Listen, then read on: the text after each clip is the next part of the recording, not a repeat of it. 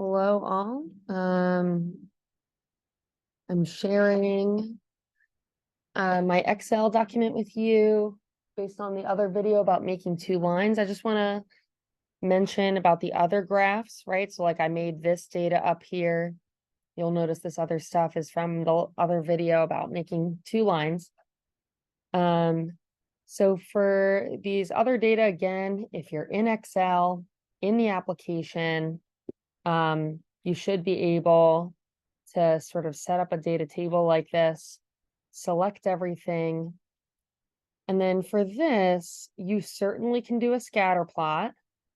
But to get one with a line, because there's only one set of data, not two sets of data, you can do this option, which is the scatter with smooth lines and markers. And it gets you, it's connecting the dots, right? Sort of between with a curved line. So you can use that and then add all of the appropriate chart elements. And I think that that sort of graph would be useful for when you do your pH and temperature data.